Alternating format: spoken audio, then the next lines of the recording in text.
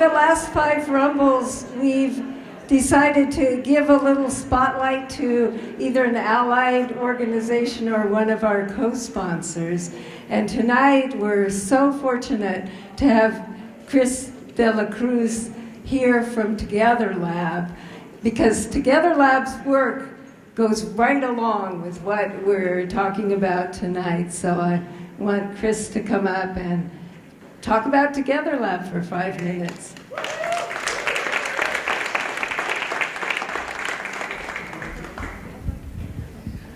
Hi, everybody. My name is Chris De La Cruz. I'm the Director of Youth Initiatives with Together Lab. You might know Alaide Ibarra or Ron Warner, the co-directors. I'm the short one. Yeah. What is Together Lab?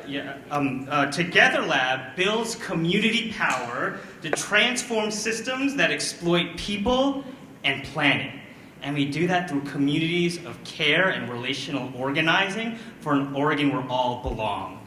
Honestly, the way you could describe Together Lab, and what I so love about this Rumble on the river, is it's about building community for the long haul. I love that this is like the kind of thing we're all going to wrestle with tonight. By the way, Jeremy and Chris, Alaide says hi. Yeah. And because these, and you said deep connections are going to be what help us get through these big challenges of authoritarianism and of like maintaining democracy and of the change and justice that we all want to seek. Because the truth is, like, we all like want community, but it's hard, right? A real community, building relationships of trust across difference, that's actually hard work. And those at the top would love for us to all turn against one another, right? They want us to turn against our neighbors, to sow distrust, right? And to think that the immigrant is the enemy, or this person is the enemy, rather than, wait a minute, what are you all telling us? And it's because the thing is, through the relational organizing and the building of connections and networks that Together Lab's a part of, we've seen that power of those relationships and those connections. So I'll share just a brief story. So we organize with immigrant communities, we organize with youth and families, and with faith leaders, and we also do neighbor-to-neighbor work. And so at the height of operation, they called it Black Rose. Did you hear that? That's the name of the kind of the influx of ICE. The federal government had the name Black Rose, which is just such an insult to our, right? Like, infuriates me. And we in East County and in Gresham, we were gathering with many communities, with folks who were not leaving their homes except for work, if they even felt like they could, because they were afraid, because they were being terrorized by ICE, right?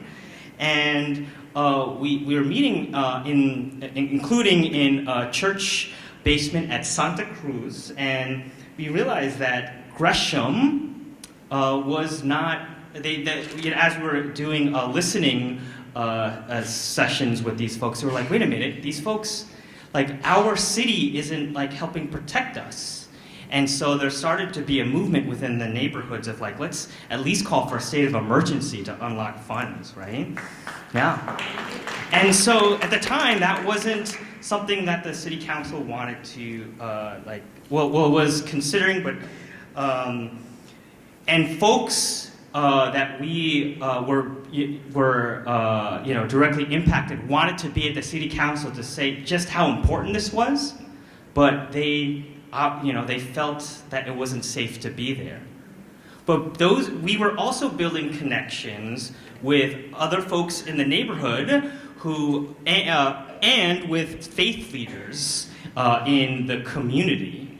And so what we were able to do through those connections that were formed is those faith leaders and other neighbors who did feel safe actually went to the council meeting, and then they had the written testimonies from those immigrants and read them directly, saying, hey, I'm reading from someone who wanted to be here, but doesn't feel safe to be here, and wants something to be done about that. And so, yeah, and through that work, Gresham did declare a state of emergency, right? And that happened, and here's the thing, that trust didn't happen between the faith leaders and the neighbors, and the directly affected neighbors and immigrants. Like that didn't happen in one day or in 1 week. Like we know that even from, what happened in Minnesota and Minneapolis, like that outpouring, like didn't just happen in 1 week, but happened through building community for the long haul. And so I'm just grateful that we are all going to wrestle with that together. Yeah.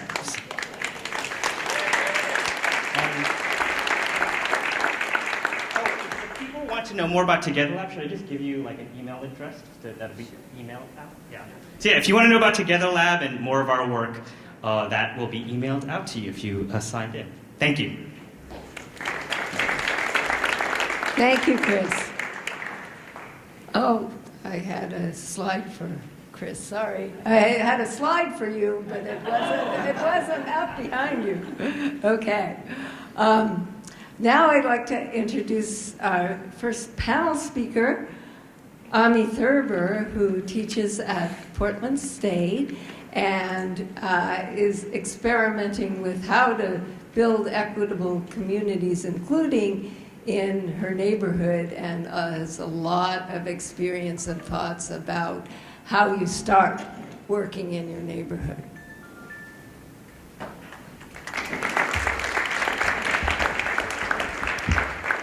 Well, thanks you all for being here. And thank you so much to the Rumble organizers and the other panelists. This is a great gathering. I am here to talk about the very baby beginning steps of building community, which is starting very small and starting where you are. I have basically lived in 3 places in my life. I grew up here in Northeast Portland in the Sabin neighborhood. I went to college in Missoula, Montana, and stayed for 19 years. I raised my kids there and started a nonprofit that was focused on building community across group lines. And then I spent 5 years in Nashville, Tennessee, where I was doing my doctoral work and working with neighbors in gentrifying neighborhoods that were trying to build power to protect their neighborhoods. And then I came back to Portland, where I'm at Portland State, and all of my teaching and research is focused on community building, and in particular building just communities. But I want to talk today not about any of my work, but just how I've tried to be a neighbor, and the 4 practices that I've tried to put into place in the places I've lived.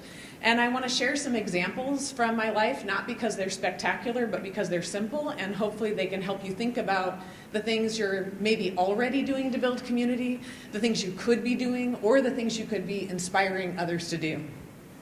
So the first practice is just getting curious about where you live. This involves asking questions about how your city or neighborhood came to be the way it is. It often starts with just observing what do you see around you? What are the buildings like? What are the businesses like? What are the demographics like? What are the interactions like? This comes easily when you're new to a place, but it's just as important when you've lived someplace a long time and maybe take for granted the neighborhood. When we moved to Nashville, we bought our house sight unseen in basically the only neighborhood we could afford, and landed from Missoula to Nashville and realized right away that we'd moved into a predominantly black neighborhood. And so I started researching, well, what is the history of where I landed? And I learned that Nashville has a very long history of being a racially segregated city, and my neighborhood had a really contested history. It was started as an all-white neighborhood. After white flight happened in the 80s, it became a working class black neighborhood, and it was in the throes of gentrification as we moved in with lots of displacement. And coming to understand that history was really critical to me, understanding the dynamics of the neighborhood and the dynamics I was now contributing to. So that's practice 1, is just getting curious about where you live. The second practice is neighboring and asking yourself, what kind of a neighbor do I want to be? And this is really important. There is no one right way to answer this question. Every neighborhood is different. It's different in terms of safety. It's different in terms of norms. And every neighbor is different. And what you want out of your neighboring relationships are different. So I don't want you to think that there's only one right way to do this. But I do want to encourage us to sort of lean into taking risks in our neighboring activities and pushing past discomfort. So just as an example, within a day or two of us landing in Nashville, my family of 4 decided we were going to go introduce ourselves to all of our neighbors. And those interactions were not exactly comfortable. I still remember walking up the walkway to our neighbor directly next to us, and before I could even get to the door, there was a gentleman sitting on the porch, and he just said, "She's inside." And I said, okay. So we walked up to the porch, and then we hear a voice from inside, and a woman said, "I just got home from work. I'm tired. I'm not getting up, but you can come on in." And I was like, okay. So we walked in, and I said, "I'm Amie," and we introduced ourselves, and she said, "I'm Nicole," and then she said, "Well, ain't nothing wrong with being neighborly." And I thought we were maybe being excused, and so we left, and we went home, and we were like, I don't really know how well that went, and it did not feel like it went all that well. But we asked ourselves, what kind of neighbors do we want to be? And we didn't want to be the kind of neighbors that expected to be trusted up front or liked up front. We wanted to be the kind of neighbors that were willing to stick with it and get to know people and give them a chance to get to know us. So a few weeks later, we hosted an open house. We invited our new neighbors, we invited our new colleagues, and much to my surprise, Nicole came. She brought her husband Stu, their son Jelani. They stayed for hours. They made friends with all the neighbors we didn't know that we were trying to get to know. And we kept on neighboring with our neighbors, and we did not become friends with all of them. But Nicole and my husband discovered they had a shared birthday, and we did celebrate joint birthday parties for years with them, and it had developed a very tender friendship. And when we moved back to Portland, we had been gone from the city for 25 years, but I moved onto the block I grew up, 5 doors down from my mom. My spouse and I are both from here, and building relationships comes more easily here for us because of that. But I really cherish the memory and the lesson from Nicole about digging in even when it's not as comfortable at the beginning. So that's the second practice, is thinking about what kind of neighbor you want to be. And then third, once you have a sense of who your neighbors are, you can start talking and thinking about how you can help each other out. The term that's used now is mutual aid, which is just a new term for old practices of neighbors helping neighbors. And the heart of mutual aid and what makes it different from other kinds of service is it's about meeting needs you have and helping meet needs that other people have. So just to give you a couple examples of this, in every place we've lived, we have formed some kind of a rolling work party with other households who need shit done at their house. And we organize that because we always need shit done at our house. And so we, take one house a month where a bunch of people show up and we build a fence or dig out a new garden bed or clear out a garage or paint a ground floor. We get things done together that we wouldn't be able to get done alone. And those projects have been kind of the foundation of some of the most meaningful relationships everywhere we've lived. When we got to Portland, the pandemic happened, and our little block realized we really want to support each other, but we didn't have ways of being in touch. We formed a text group. We put together an Excel spreadsheet where people shared what their skills and resources and things to share were, and some of our neighbors were more comfortable having a neighbor mask up and come over and help with something than somebody they didn't know. So we were calling on each other to declog drains or to borrow a few ingredients rather than run to the store. So these are just small examples of the kinds of mutual aid you can do once you start to get to know your neighbors. And once you have a sense of each other's skills and interests and needs and vulnerabilities, it becomes easy to leverage that into political action. And that political action often happens at scales much larger than a block. And we're going to hear about a bunch of examples of that later tonight. But the block can help inspire and support that. So just as, again, one example, this winter, a month or so after the ice surge in Minneapolis, some of our neighbors in the Sabin neighborhood wanted to figure out, well, what should we be doing and how do we help each other get involved in this moment? And so we used our little block text first to see who else is worried about this, who wants to get involved. And not everybody did, but a bunch of people were interested. And we said, okay, we'll reach out to trusted friends in the Sabrin neighborhood and let's see if we can pull something together. And within 2 days, we had 40 people on a signal. And we gathered in my living room and just started mapping out what are all the needs we think people have right now in the Portland area. What are all the organizations working to meet those needs? And how are we ourselves interested in plugging in? And we had people from all ages and abilities, and it was very clear that not everybody had the capacity or interest to engage in the same way, but people wanted to support each other. And so we decided we would create on-ramps for each other into action. So a bunch of people went to Ice Watch trainings together and trained each others up on how to get involved with some of the folks you'll hear from later. A bunch of people got involved with singing resistance and started doing singing protest stuff. A bunch of people got involved with voting rights activities and are working on midterms. So the group has been a way of helping each other stay motivated, inspired, and engaged at this time. So you're going to hear about lots of other ways to get involved beyond the block, but I wanted to just start by giving you some really basic things you could be doing right where you live.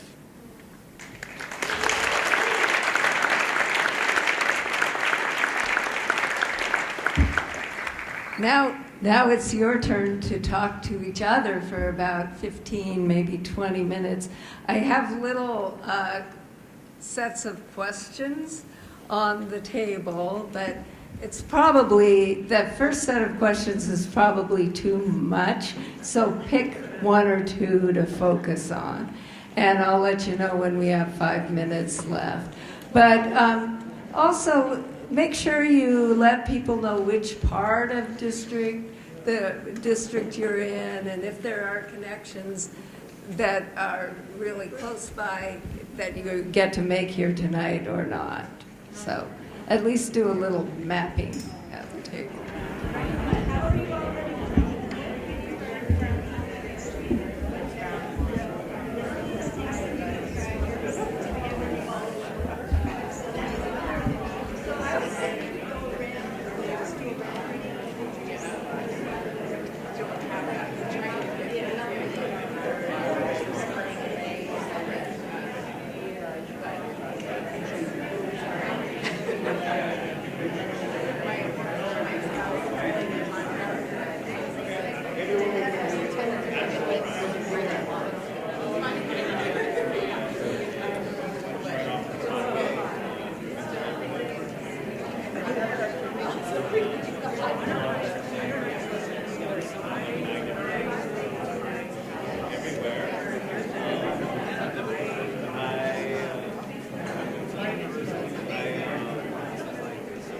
Okay, it's time to finish up and come back together.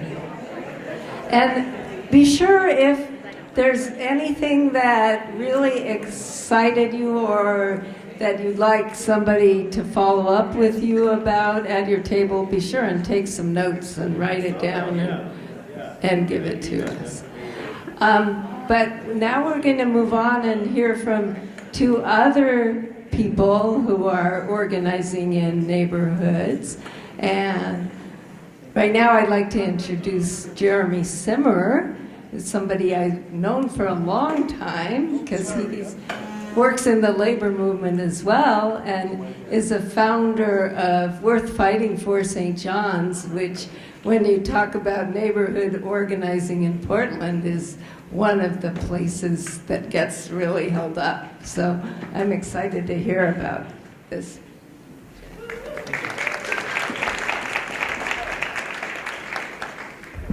Thank you, Margaret. And thanks to everyone who organized tonight. I'm glad to be here to share a few thoughts with you.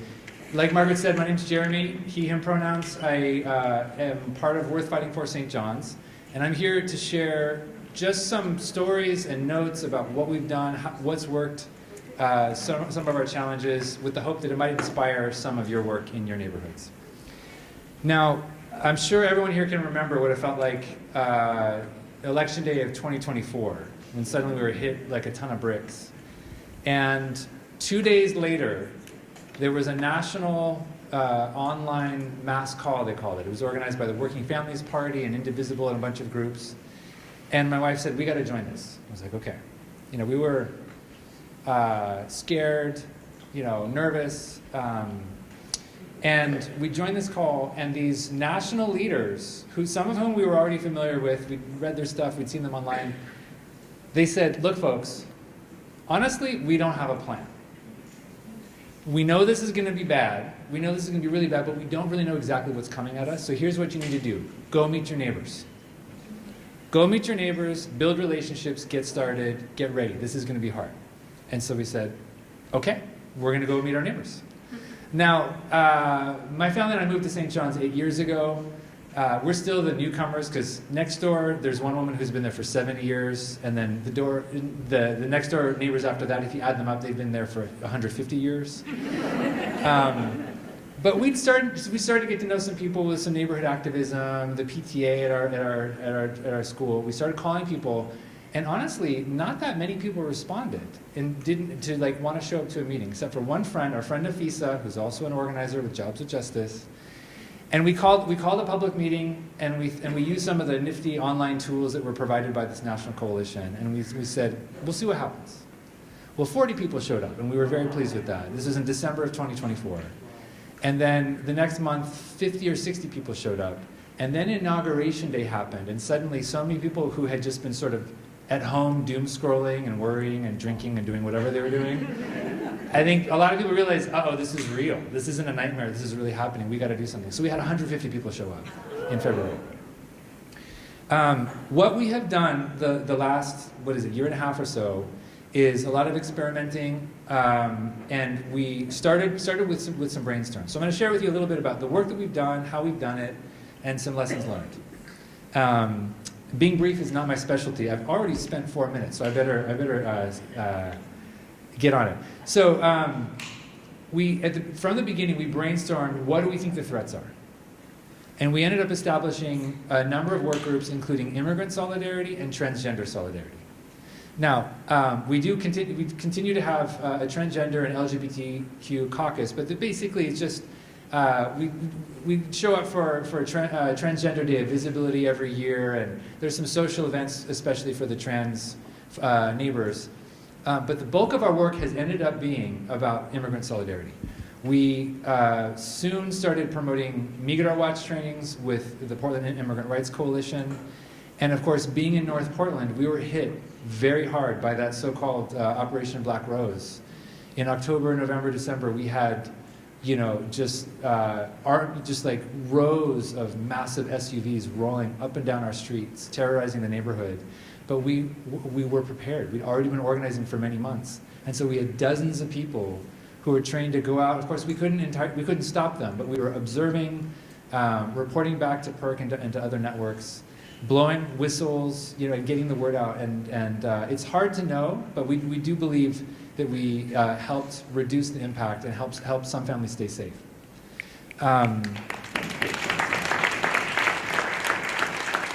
Speaking of experimentation, once it got so bad, we realized we needed to organize at a smaller level. Because I should say, we started in St. John's. We thought it was really just going to be organizing our immediate neighborhood. But it quickly spread across North Portland. So we really have activists across North Portland. But we did, at that point, we organized specific neighborhood subgroups based around the elementary school attendance zones. That's not to say that it's all about protecting elementary schools. It's just, we're like, there's a ready-made map. It's infrastructure we can point to and say, do you have a group yet? Yeah, then, if there's not one in your neighborhood, then you should start one. We use signal groups around those, and also we have monthly community meetings, every couple of months, where then there's a touch point where people can meet face-to-face, develop relationships, and build trust. So that was our very intense work last fall, but we have ongoing work doing, providing food. I think it's 20 families a week get a box of food delivered to their home. Of course, we're talking about immigrant families who are, sometimes lost in employment, sometimes they have a breadwinner who's been deported or detained, or some people are just scared to go out. We've had collaborations with, many months ago, we did a training with Emerge, And at that time, their accompaniment program, which is to accompany immigrants. We were giving rides at the beginning, but that shifted. Emerge sort of changed their tactics. But we do have an ongoing ride program where when people who are feeling vulnerable in the neighborhood, they can ask for a ride. We take people to doctor's appointments and shopping and jobs and as needed. We have a safety team. I don't want to overstate this. We're trying to build it up, but we do have people trained in some basic security, situational awareness, de-escalation, both to be at protests and meetings, watching the perimeter, making sure there are no troublemakers. But and on a limited basis, sometimes we've been able to show up at some immigrant-led events. A food pantry has sometimes asked us to show up. And we also do, but in addition to sort of that, what we call community care and mutual aid, we're also engaged in what we call non-cooperation, that is organizing to fight fascism, to push back on authoritarianism. We do some sort of light touch political education about authoritarianism and the pillars of authoritarianism to undermine and have turned people out for mass mobilizations like May Day and No Kings and some of these other things. Some things that have worked really well for us are taking our time, building at the speed of trust, to quote Adrienne Marie Brown. We're all volunteer. We don't expect perfection. Things move slowly. Sometimes they're a little messy. But we have had some success by building on the very sort of deep relationships of neighbor to neighbor to bring in new activists. We've had many people who've gotten very involved and said, I've never done any kind of political work in my life. I've never been an activist before. Thank you for this opportunity. Just because someone at the PTA meeting or at their favorite cafe or at the dog park or at their church said, hey, I'm involved in this thing, why don't you come with me? And so by using those hyper-local connections of right in the neighborhood, we've built a very strong network of relationships of trust and again, developed new leaders and activists. Thank you. I'd like to say a lot more, but 2.5 minutes. Okay. Excellent. Let me mention some of our challenges. It's hard. Some of our principles have included a solidarity, not charity. Kind of like talking about mutual aid and like meeting unmet needs. We're not here. Those of us who have more privilege and resources, we're not here to help people. We're here to build a strong neighborhood that protects our neighbors and that meets unmet needs. Because we know that under growing authoritarianism and fascism, they come after one group first and they're coming after the rest of us next. So we know that we are not just serving out of a humanitarian gesture our neighbors because we care about them. We're also defending our neighborhood, our city, and our country by pushing back against fascism.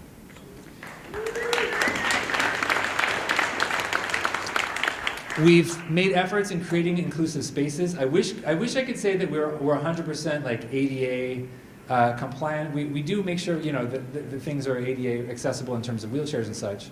Acoustics are hard sometimes in meetings like this, and we've met many times in rooms like this at different churches and schools and such, and then we have like 5 breakouts at once and no one can hear. That's a bit of a challenge. But we do, one thing that's been really important is we invest in professional interpreters. We aim to do everything that we do fully bilingual in English and Spanish. Other neighborhoods have other languages, but really the bulk of the immigrant community in St. John's is Spanish speaking. And so by investing in interpreters, we create a multilingual space where everyone can participate equally. Some challenges include signal overload. How many people are overloaded with signal messages here? I knew I was not alone. So we try to encourage more sort of in-person. Like, can we make the big plan together in a meeting or in a Zoom call where it's in real time, and then sort of figure out and sort of trying to figure out everything online. I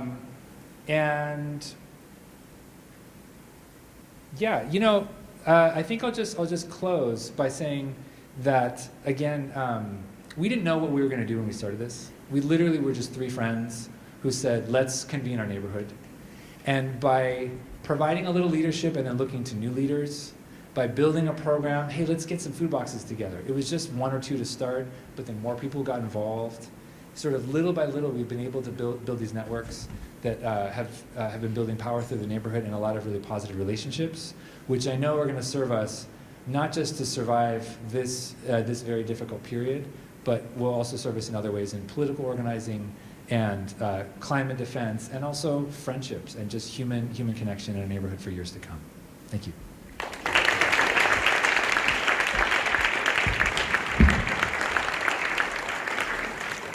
Thank you, Jeremy.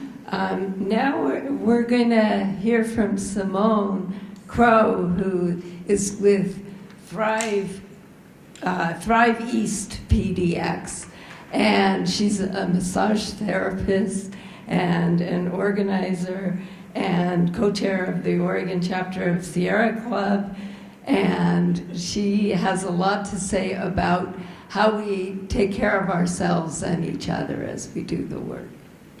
Okay, so before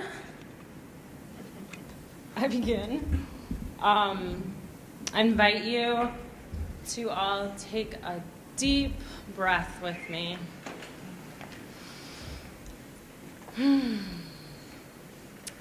So I have this just blank green slide up a few times throughout the next 10 minutes, and you are welcome to take that time to take a deep breath. My name is Simone Crowe. I use she, her pronouns, and I grew up in rural coastal Maine. I moved to Portland in 2013. I have a background in anti-hunger and environmental justice work. I've worked in coalitions, including the PSEF campaign. I see so many familiar PSEF volunteers out here. I also worked at the Oregon Just Transition Alliance. So a few years ago, I recognized a huge need for healing within our organizing community and also within the folks we were serving. And so I decided to take a bit of a step back from organizing and go to school for massage therapy, so that I can help people heal from physical but also emotional and mental health issues, and especially folks like y'all and other organizers and people most impacted. Because a more healed person is a more healed society. So I opened Tending Blue Fields recently. That is my massage and bodywork business. The vision is for that to be a healing center for trauma, emotional issues with multiple types of practitioners. I've been working with Thrive East PDX for the last few years, and we are a coalition of organizations in East Portland and East County, and we work on three main things: economic equity, green infrastructure, and community resilience. So I also co-chair the Community Resilience Workgroup, and we this year are working on bringing organizations together to talk about best practices to increase resilience in East Portland, where there is not a single resilience or extreme weather shelter anymore. We're doing resource mapping, hosting trainings, helping do what we can to get the community members out there more prepared to respond from and recover from climate disasters. This includes fundraising, policy, and network building as well. So last fall, I think it was, we were meeting and we were really horrified about ICE terrorizing our communities, and it was especially bad in East Portland. And so I called Guerreras Latinas, who has deep relationships with immigrant women in East Portland, and I asked, what can we do to help? And she said, well, people are afraid to leave their homes. They're not working because they're afraid to leave their homes. They need food. And so about 7 of us decided to set up a food delivery program. It was messy. It was also successful. We continue to serve, I believe, about 10 families a week. We would love to serve more. I've gotten a number of phone calls asking if we can take on more families, but as with all of the organizations I've ever worked with, the time capacity, the money, And in this case, we don't have a space in East Portland. It's operating out of someone's house, and it's been a huge challenge. So if anyone knows the space in East Portland. Okay, so I'm going to talk about approaches and values and lessons learned for organizing that I've really learned from a variety of different people, including my badass grandmother, who was arrested more than 100 times. So just, yeah. Just want to thank everyone who's taught me. We are in serious crisis. I think we all know that. We're living in an authoritarian fascist regime, and the sooner that we say it out loud, the better off we'll all be. We need to acknowledge it and fight it like hell.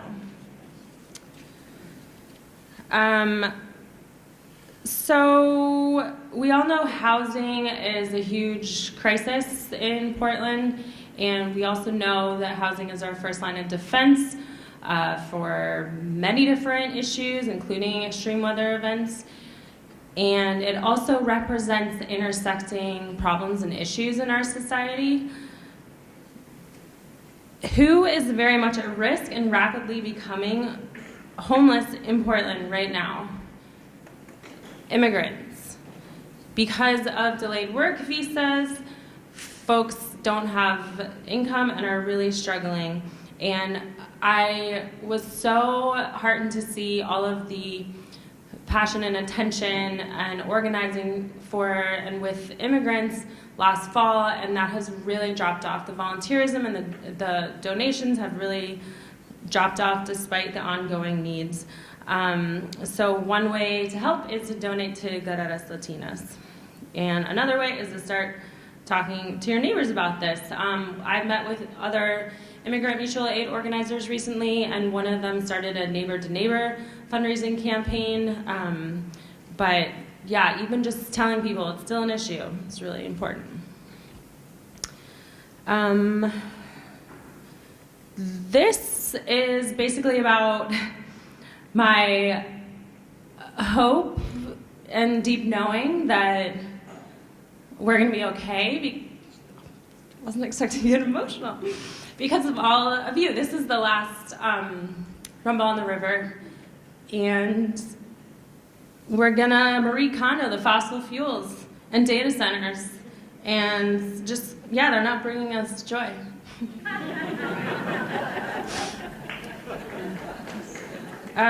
Humans are scrappy.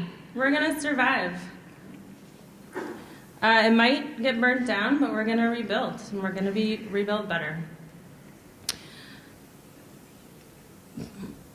To adjust recovery. So, oh, yeah. I'm back. Healing is mutual. If you heal yourself, you heal your community, and if you heal your community, it heals yourself. So I want to talk a bit about healing.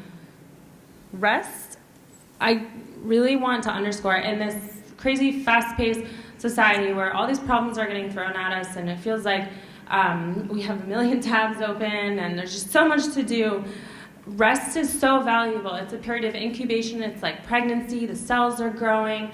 The thoughts are marinating. The problems are getting solved when we rest. This is largely because our nervous systems and brains are finally able to stop doing and taking in all this information. It puts us in a state of mind where we feel safe enough to make creative paths forward.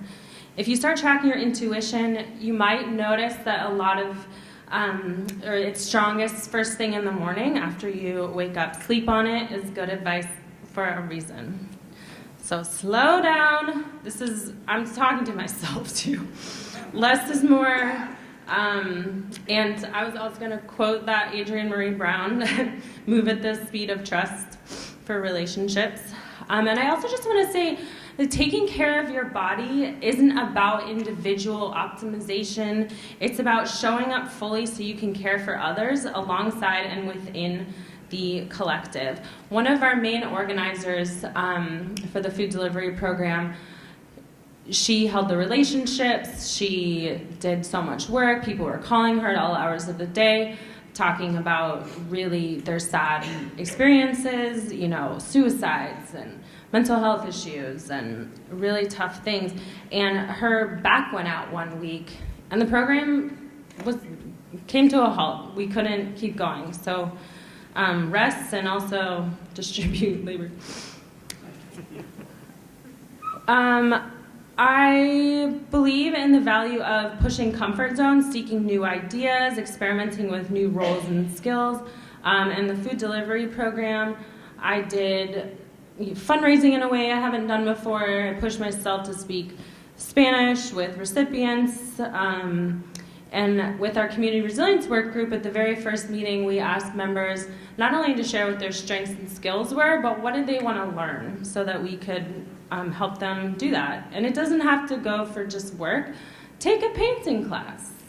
Take a dance class. Okay. I want to touch on relationships and conflict. This definitely came up within our food delivery program, and it was probably pretty awkward for the other folks. But after I had a conflict with one of the members, you know, we didn't just distance ourselves or talk crap about each other behind each other's backs. We got on the phone and worked it out. And at least for me, let it go, as Elsa said. So I'm hoping that y'all know this. This is about the importance of power building in our direct service organizing. Bringing folks, educating and bringing them into the fold. And this is about acting locally. And I wanted to share this concept of the Japanese word tai binding, connecting with love. So take good care of your community and neighborhood. And I just want to leave you all with one question. It might be something you're already doing, or it might be something that you're inspired to do, but whatever it is, maybe it's something from tonight, maybe it's just taking a bath. What is one thing that you can take really good care of? This is where I'll be tomorrow night if anyone wants to be in community and receive a massage at Park Crowe's Summer Nights in East Portland.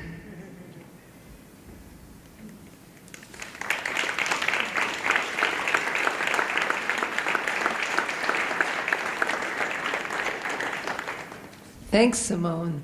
Now it's your turn to talk to each other again. Anything that resonated? Anything you learned? There's another little set of questions for round two, and we'll take 15 minutes to talk again. I met you in 1998, maybe, and Chris was one of the main organizers of the direct action protest at the World Trade Organization Ministerial in Seattle in 1999, which shut them down. And so Chris has studied and thought about direct action organizing for a very long time, and he works with freedom trainers, has done a lot of the non-cooperation training that has spread through the state. So I'm going to talk about 3 organizations quickly in hopefully less than 5 minutes, and then talk about where I think we're at in this moment together that we find ourselves in. So first I'm going to talk about Protect Oregon, which is a coalition, a network. It's still in formation of groups, and I think more than any other group in Oregon, they get credit for helping to stop the deployment of the National Guard in October in Oregon. If you're not subscribed to the Protect Oregon newsletter, they put good work, good information in a weekly newsletter, and it's through working with Protect Oregon that I got involved in the training program. Just to get a sense of the room, could you raise your hand if you've been to a non-cooperation training in the last year? About good, at least quarter to half. If you haven't, I highly recommend it. It's a great snapshot of strategy to kind of a way to look at this moment that we're in and realize that what we're facing, even though this is the first time, especially for white, cisgendered, straight people like me, to have faced a threat like this, it's something that people around the world have fought and overcome, and it's possible. It's not the first time that humans have faced authoritarianism or fascism before. The second group I'm going to mention is Freedom Trainers. Freedom Trainers spearheaded the training, that non-cooperation training that you likely attended, probably originally came through Freedom Trainers. While I'm proud of the small group of trainers that we've been training in Portland since that threat of National Guard, we've done about 4 trainings a month in each of the. You'll notice that you're seated generally in city council district tables. We've done a training a month in each of the 4 city council districts since October, and we've trained about 800 people in total up until now. And as proud as I am of that, Freedom Trainers has trained 1 million people across the country, working with groups like Indivisible. Raise your hand if you're part of an Indivisible group. Awesome. They did a program called Million Rising in partnership with Freedom Trainers and trained a lot of folks. So Protect Oregon, it's information. I think more good things will come from Protect Oregon, and Freedom Trainers has had a lot of success with sharing trainings. And then the third group I'm going to mention is a new group called Brainline. And Brainline is going to be focused on organizing in Portland, using that training that we've started and moving into doing organizing like you've been hearing tonight. It's going to be doing district-based monthly meetings with base building organizing and looking for, if people are already in groups, already in formation, if you're already in Indivisible, if you're part of Worth Fighting For, if you're part of the Sabin Network, that's exactly where you need to be. But if you haven't found a group yet, if you're in a Signal channel and you're frustrated, if you're feeling alone, what we're doing tonight is sharing examples of what you can do to meet with your neighbors, move beyond the Signal chat, ways to protect your schools, protect your neighbors, working together, and we want to be part of that process with Together Lab, with Worth Fighting For, and all the groups that we're together in Portland. Let's see, we've got great. So we'll share some more information in the emails following the event.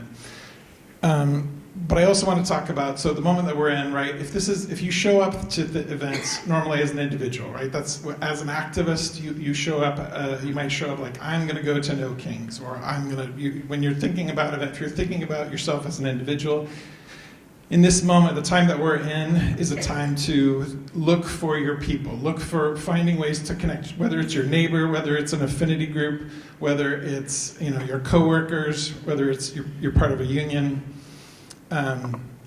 This is a time to come together. So thinking about coming away from tonight, if you're not in a formation of some kind, this is the time to think about it. And you heard of great examples. There's others out there beyond the groups that were mentioned. But think about that conversation. Ask somebody out for a cup of coffee, a beer, a walk, have people over for dinner. That's all it takes. After this event, I'm going out for drinks at an Irish pub nearby and meeting somebody in person that I haven't met before. And we're going to talk about organizing and nonviolent direct action in Astoria, Oregon.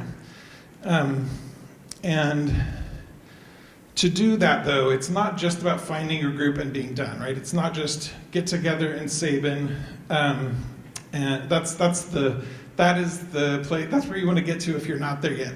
But that's not the end of the job. The job is also to orient your work to connecting with other people. So as you find your neighbors, as you connect, think about how is your group going to relate to the other neighborhood nearby? How is your group going to connect across the city of Portland, across the metro area, across the state of Oregon? And then how are we going to work together across the country to stop fascism and build the world that we deserve, because that's our next step.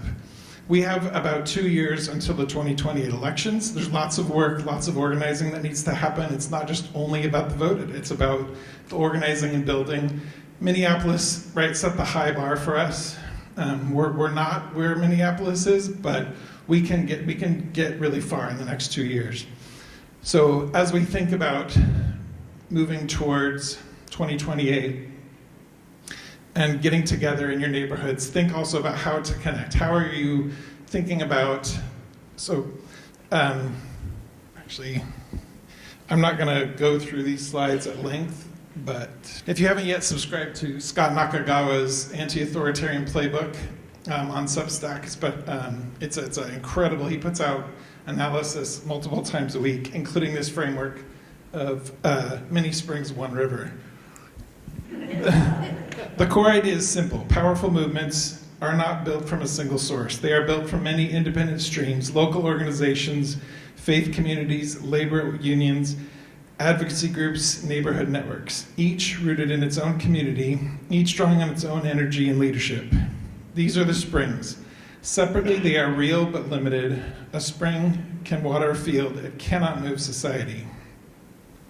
What changes the calculus is when those independent streams begin flowing in the same direction without losing what makes each of them distinct. They don't merge into a single organization. They don't dissolve their identities into a unified brand. They retain their autonomy and their local rootedness, and they coordinate. They share analysis. They align on targets. They time their actions together.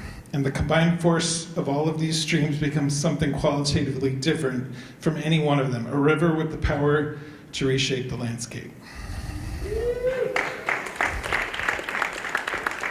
This is how durable power gets built, not by one massive organization directing everything from the center, but by many rooted organizations moving together, connected by shared framework and reliable communication networks rather than by institutional hierarchy alone. The movement is resilient because no single spring is indispensable. It's powerful because all the springs are moving in the same direction at the same time. It's when Margaret mentioned that I helped organize the Nonviolent Direct Action to shut down the WTO, that experience in 1999 is the thing in my life that this moment most reminds me of. It's a time when the threat is so big that it's suddenly easier than it ever has been to connect across organization and across movement. So this is a terrible time that we're faced, but it's also a powerful opportunity. So we can't miss this opportunity. We need to take this moment, connect, build with your neighbors, build with your friends, build an affinity group, and then come together so that we can stop fascism, but not just stop it and go back to the way things were, stop it and build the world we deserve.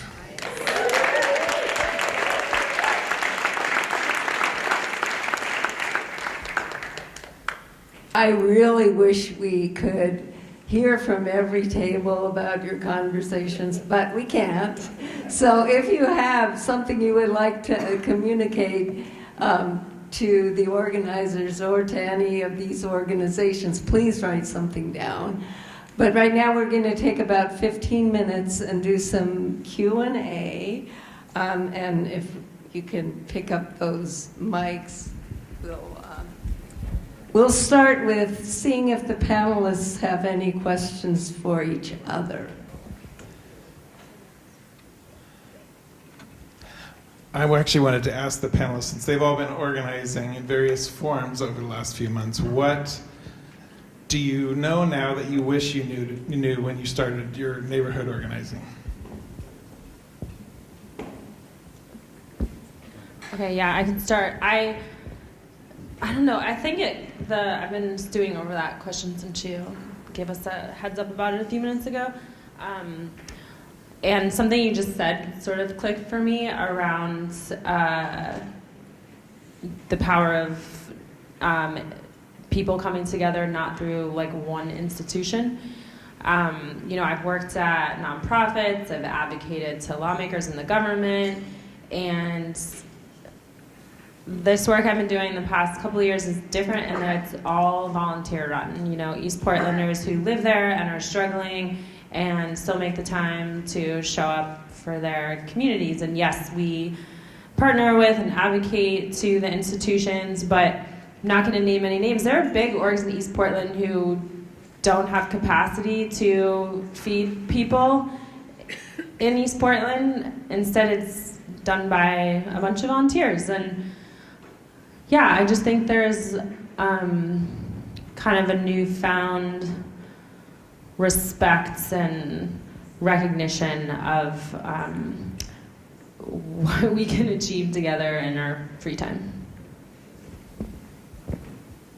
I have a few ideas. I think some things that we've learned along the way are the importance of distributing the work and distributing the leadership, of making sure every meeting we go into, we have meaningful tasks that people can take. So if someone walks in and says, "Hi, I'm new here," we can say, "Great, I'm glad you're here.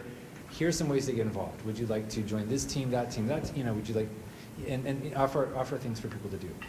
And a diversity of things to do. It's not just join a committee, get on a Signal chat, do something that's just about information, but it could be like childcare or cooking or fundraising or a house party or something. I think that as we were kind of talking about in the break of how like signal messages and text messages, they have their place. There's a time and place for sending quick small bits of information, but you can never replace phone calls and face-to-face conversations. And to remember how important it is to build that in, to build relationships of trust. And the last thing I'll say is something we've also learned along the way in the last year and a half is that there are, if you don't know how to plug in, for example, to support your immigrant neighbors, because you're not an immigrant and you don't live next door to immigrants, is finding the right people who are the community connectors, and the school social workers are crucial. They know everything that's happening within the families, they know all the resources, and many of them are really good organizers. And the same thing I would say is about faith leaders, and I don't just mean the people wearing the collar or the name is on the board outside the faith organization, but we found a few people who are Holy Cross Parish, which and also St. Andrew's Episcopal, who are very involved, and not necessarily the faith leader, but they're a lay leader. And they make stuff happen, and they also know who to talk to and where to find resources and where to recruit new people. I think just a few things we've figured out as we've gotten going in our little neighborhood. One is that we're not trying to build an organization. We're just trying to be like accountability buddies and engagement buddies. There are already a whole bunch of organizations doing great work, so we're helping each other get connected to what is already out there doing work that is meeting needs.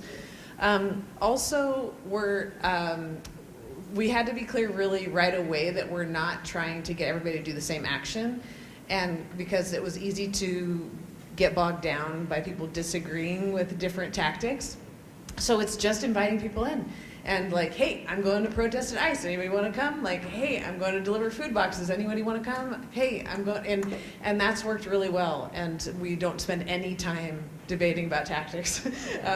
It's just inviting people in to things. And then the other thing is being clear that our Signal group is not an events listserv. Don't post anything unless you're going to it. Like, we're just trying to get people to join. We're joining with. And that way it's not kind of empty sharing, but it's really relationship building within our neighborhood and connecting with existing action. Can I add one thing? When we started our food delivery program last fall, of course there was a lot of urgency, and so we were sort of forced to dive into the logistics. But as we've continued to work together, the relationship building has surfaced. I wish that could have happened before, but it is so much easier. Like, how many of you have gone to karaoke with your colleagues and then found the next day that it is easier to work with them? Like, we spent a 30-minute logistics meeting turned into a 90-minute just unloading about our mental health issues the other day and really connecting. And now we're gonna go to Common Ground Wellness together, and it just it helps avoid conflict or people feeling like maybe they can't step up and speak, or lots of issues. So I think when possible, start with the relationships. Any of you have another question for the other panelists? Okay, I'll ask a couple then. Let's see, affordability has long been an issue in Portland. Are there specific ways that your neighborhood coalition organizing has addressed affordability? It's not a Portland issue. It's an everywhere issue. And I'm shocked how much affordability is a crisis in Missoula, Montana, and is a crisis in Nashville and here. And almost all of my organizing work has been tenant organizing around affordability. But what I would say is it really matters in each neighborhood what people are fighting for. And often people are fighting for more than just their homes. So I think we have to be careful about just reducing it to affordability. People want to be safe, they want to belong, they want to feel connected, they want their history of their neighborhood to matter. So in some neighborhoods I've worked in, the work has been about preserving history. In other neighborhoods, the work has been about kicking out, bad landlords. It's been different in different places. And I think if we care about, I think it's important to get really, to listen really well to people in specific neighborhoods about what are the needs there, and not assume we know what affordability means. So, yeah. Often the most active participants in neighborhood associations are homeowners. Do you find this to be true in your organizing? How do you engage neighbors who are renters, who might not feel as much stake in the neighborhood? Well, I'm a renter, and I don't go to my neighborhood association meetings. Maybe I should. I haven't been in spaces where that is where we try to reach people. I don't want to underestimate the value of neighborhood associations, but I think that the viewpoint that renters don't care about their community as much, and I'm not saying that's what you're saying, but that they don't care as much about their community and their neighborhood is not true, I think, or it's over-exaggerated. I think in all of the organizing spaces I work in, there's tons of renters or low-income people, and they deeply care about the earth they're on and the neighbors who surround them. We're lucky in St. John's. We have a really good neighborhood association currently. Yes. It has some great activists and organizers who have fought to keep Engine 22 at the fire station and not have it be taken away, to keep the community center, which is essential for people's childcare and for health and fitness and so many other things. I believe they co-hosted a meeting. I saw that Mac was here from City Councilor Samir Kanal's office earlier. I think they co-hosted an event with him where they actually invited us to come and talk about how we were defending our immigrant neighbors. So it's great, and it's particularly wonderful because a few years ago they were terrible. They were the worst of the worst because there was it was on the program here. The little bio about me mentions the St. John's welcomes the village.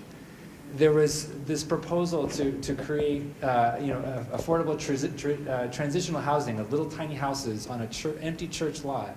And the nastiest NIMBY campaign was started by someone who was married to the PTA president who I worked with. It was kind of uncomfortable, but the neighborhood association came out completely against it. And to make a very long story short, we beat them and they built it. And the village is there. Come visit, check it out. Another question for you, Jeremy. And others, if you want to answer it. You talked a little bit about engaging and creating leadership opportunities with people who had barriers maybe to participation, like language, childcare. Do you want to talk a little bit more about that? Sure. I mean, one of our principles has been to center the people most affected in our work, which is particularly hard in this moment because if we're talking about immigrants who are under attack and feeling threatened, so many people are scared. And like as it is, working class people, it can be hard to recruit people because they have 1 job or 2 jobs or 3 jobs and family commitments and all these things. But especially now, like people are just so afraid to open the door, to answer the phone, and so the number of actual immigrant neighbors who come to our meetings is very, very small. That said, as I mentioned before, we always invest in interpretation because when someone shows up, they're welcomed and then they come back. But so we do have to invest extra effort in those of us who either come from an immigrant background or are close to people or have close connections to be maintaining those conversations like what do you need? What does your family need? What do your neighbors need? And to be drawing on that information that we're not getting from people showing up to meetings and such. And also, I think food is really important. Thank you for the snacks. I've been enjoying the cookies and the different things in the back. We actually provide like a real dinner at our meetings that happen on weeknight evenings, and that really helps. And also, I think I might have mentioned childcare. I shouldn't say always. We generally make sure we have childcare so that people know they can show up and not, parents with young children don't have to be paying attention to their kids. They can actually join the meeting. Anyone else want to? Yeah, I can add a couple things. Paying people goes a long ways if you can afford it. So our food delivery program is mostly all volunteer run. We actually have a small handful of Spanish-speaking Latina women who are basically community health workers who deliver the food. Very part-time labor, but they are paid. And then I'm thinking back to PSEF days when we canvassed in East Portland. We went to folks' stores, and it wasn't necessarily for their votes. That region has historically been underrepresented in voting. They don't vote as much as other parts of Portland. And so a lot of people didn't think it was strategic for winning to focus our canvassing efforts there, but it was about relationship building and educating, and these are some of the folks who are going to be hopefully recipients of that funding. So that relates to my last point, which I really think, van and setting goals for the number of volunteers you're going to call, that's great, but we need deep relationship building and quality relationships over quantity. One good relationship that is meaningful is going to take you way further than 10 light touches. Anyone else? Go ahead, Amie, and then we'll... Yeah, the question is, how do we create leadership opportunities for people in our organization who may have barriers to doing it? And part of it is, and we've talked about this, but the sort of flip side of creating opportunities for others is stepping back and being comfortable having a meeting that is less efficiently run, that is people doing it differently than you would, to have a spokesperson at the press who's less confident, and also that we coach people and mentor them, but then we also let it go and cheer people on and be okay with how it goes. Yeah. So, yeah. I think that's a really important point. And a good place to end on. So.